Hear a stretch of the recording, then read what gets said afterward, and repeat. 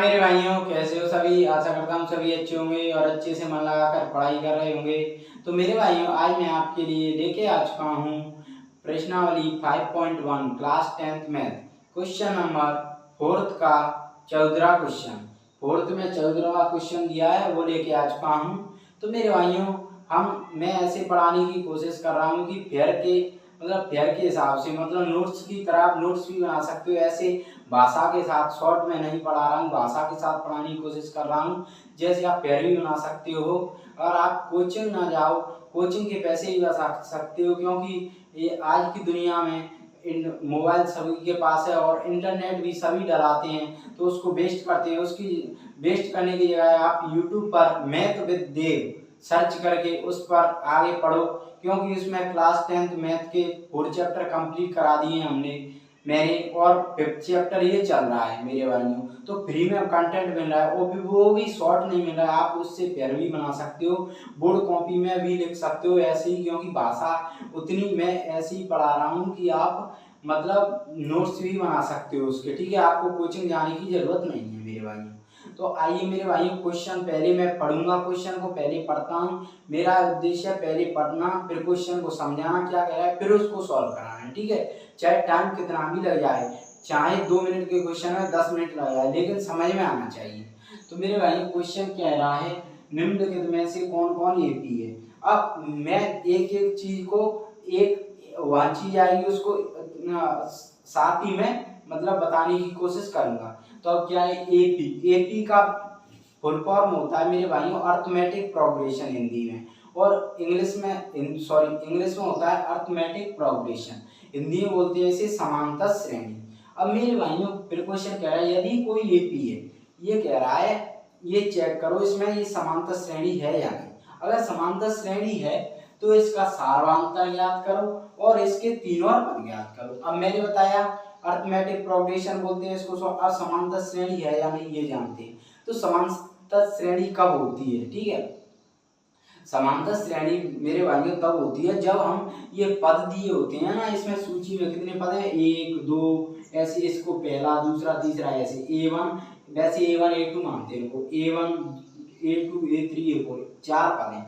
तो इन 4 पदों में 2 के जोड़े लेंगे हम और उनके बीच का अंतर निकालेंगे। कैसे, सेकंड में से हमेशा फर्स्ट वाला पद घटाएंगे हम। ठीक है, 2 पद लेंगे, जोड़े लेंगे। देखो, इन दोनों का जोड़ा तो सेकंड में से फर्स्ट घटाऊंगा, इन दोनों का लूंगा सेकंड में से फर्स्ट घटाऊंगा, इन दोनों का सेकंड में से फर्स्ट घटाऊंगा, ऐसे सेकंड में से फर्स्ट घटा घटा के जब अंतर सेम आ जाए, जब 2 पदों के बीच का मतलब इन सब में पदों में 2 पद लेंगे जोड़े बना के, उनका अंतर क्या है, सेम आ जाए, तो क्या होगी, वो हमारी समांतर श्रेणी होगी। और अंतर सेम नहीं है तो समांतर श्रेणी नहीं होगी। अब आगे कह रहा है समांतर श्रेणी है तो सार्वधातुक। अब सार्वधातुक मेरे भाइयों वो होता है जो सेम आती है ना संख्या, वो अंतर आता है, मैंने बताया था अंतर सेम होगा, वो अंतर सेम ही, वो संख्या ही क्या होती है, सार्वधातुक होती है। ठीक है, अब इसके आगे इसके 3 पद, तो पद निकालने के लिए क्या सूत्र होता है, समांतर श्रेणी का व्यापक रूप क्या होता है, a+d a+2d a+3d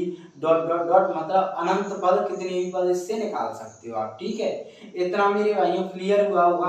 अब टाइम तो इसमें लगा है, लेकिन आपने पहले ही जान लिया कि हमें क्वेश्चन में करना क्या है, और ये क्वेश्चन में ये कह रहा है ये चीजें होती क्या है, तो इससे आपको थोड़ा समझ में आएगा, लेकिन टाइम लग रहा है। लेकिन आप इसको देखोगे ना, तो एक बार देख लिया ना तो देखने की जरूरत नहीं पड़ेगी, क्योंकि मैं एक एक चीज को लेके चल रहा हूँ। अब जरूरत तो आपको क्वेश्चन सॉल्व करना है और पेपर में लिखना है, लेकिन जब हमको पता भी तो होना चाहिए चीजें क्या है, छोटी छोटी चीजें कंपटीशन में आगे आपके लिए काम आती है। ठीक है, तो आइए इसे सॉल्व करें। तो जब सॉल्व करेंगे मेरे भाइयों तो क्या लिखेंगे, हल में लिखेंगे दी गई सूची, दी गई सूची क्या दी है, 1 का स्क्वायर, 3 का स्क्वायर, 5 का स्क्वायर, 7 का स्क्वायर, डॉट डॉट डॉट। अब इसमें भी एक एक चीज वहां रही बताने की, वहां मैं बताते चल रहा हूँ, चाहे एग्जाम के लिए जरूरी हो ना हो, वैसे हर चीज एग्जाम के लिए जरूरी है। ठीक है, और वैसे ही जरूरी नहीं तो आपको जानना जरूरी तो है भाई, ये क्या है, इस पता तो होना चाहिए आपको। ठीक है, तो मैं एक एक चीज आपको बताते जा रहा हूँ। तो ये क्या है, अब देखो इसमें सूची दी है, ये डॉट डॉट डॉट का मतलब क्या होता है, डॉट डॉट डॉट का मतलब होता है इसके आगे अनंत पद हो सकते हैं, कितने ही पद और आ सकते हैं, ठीक है। और एक और मतलब क्या होता है, इस सूची को अगर बोले ये कैसी है, वैसे तो ये समांतर श्रेणी है, लेकिन समांतर श्रेणी के भी दो प्रकार होते हैं, परिमित समांतर श्रेणी, अपरिमित समांतर श्रेणी। अब परिमित क्या होती है, परिमित समांतर श्रेणी में क्या है, अंतिम पद पाया जाता है। अब इसमें देखो अंतिम पद है नहीं है, यहाँ तक खत्म है डॉट डॉट, मतलब इसका अंतिम पद है ही नहीं, अंतिम पद है ही हो नहीं सकता, अनंत तक है अंतिम पद। परिमित श्रेणी में क्या है, अंतिम पद होना चाहिए, और अपरिमित समांतर श्रेणी में क्या होता है, अंतिम पद नहीं होता। तो ये अंतिम वो अपरिमित समांतर श्रेणी है, ठीक है। अगर क्वेश्चन पूछ रहे ये सूची दी है ऐसे दे और पूछे कि परिमित और अपरिमित समांतर श्रेणी कौन सी, ये समांतर श्रेणी है, तो बोल सकते हैं ये अपरिमित समांतर श्रेणी है, ठीक है। इतना डाउट क्लियर हो गया। अब आगे बढ़ते हैं, तो आगे बढ़ेंगे तो मेरे भाइयों दो पदों के बीच का अंतर निकालेंगे, तो इसको क्या है सरल बना लेते हैं जिससे हमें आसानी होगी। 1 स्क्वायर को 1 का स्क्वायर 1, 3 का स्क्वायर क्या होता है 9, और 5 का स्क्वायर 25, और 7 का स्क्वायर 49, ठीक है। अब इससे क्या है हमें आसानी हो जाएगी घटाने में, ठीक। अब क्या करेंगे, a2 second a2 minus a1, अब देखेंगे, ठीक है, या यहाँ पे लिख लो, यहाँ पे लिख भी सकते हो, ज्ञात करना है AP है या नहीं, ठीक, ये लिख भी सकते हो। तो ज्ञात करेंगे A2 माइनस A1, पहले यहाँ पे लिख लो जिससे सरल पड़ जाता है आपके लिए। A1 equal to 1, A2 equal to 9, A3 equal to 25, और A4 इक्वल टू 49, ठीक। अब यहाँ से करोगे A2 माइनस A1, तो A2 का मान क्या है 9 माइनस 1, ये 8, ठीक, ये इतना आ गया। अब इधर ले लेते हैं, तो अब है A3 माइनस का A2, तो A3 क्या है मेरे भाइयों, A3 है 25, ठीक, माइनस का 9, तो 25 में से हो जाएंगे 16। अब ये A4 माइनस A3, ठीक, दो पदों के बीच का अंतर लेके सेकंड फर्स्ट मानते हैं। वैसे पद तो ये चौथा है, तो वैसे तो चौथा ही लिखेंगे ना।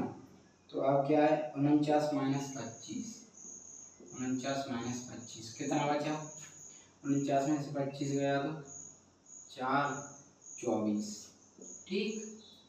अब देखो मैंने क्या बताया था, अंतर सेम होना चाहिए दो पदों के बीच का सब, इसमें 8 है, इसमें 16, इसमें 24, मतलब तीनों में अलग अलग अंतर है, सेम नहीं है, तो ये क्या है हमारी समांतर श्रेणी नहीं होगी, ठीक है।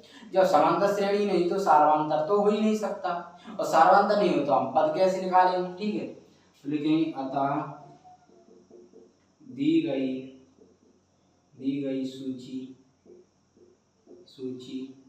AP नहीं है, क्योंकि दी गई सूची AP नहीं है क्योंकि इसमें दो पदों के बीच का अंतर समान नहीं, ठीक है। या इतना भी लिख के छोड़ सकते हो कि दी गई सूची AP नहीं है, इतना भी, ठीक है। इसको AP को क्या बोलते हैं हम समांतर श्रेणी। तो मेरे भाइयों आशा करता हूँ ये क्वेश्चन आपको समझ में आया होगा, तो वीडियो को लाइक करना, शेयर करना, वीडियो पर कमेंट करना कैसा लगा, समझ में आया क्या क्वेश्चन, और चैनल को सब्सक्राइब करना न भूलना। धन्यवाद, थैंक यू।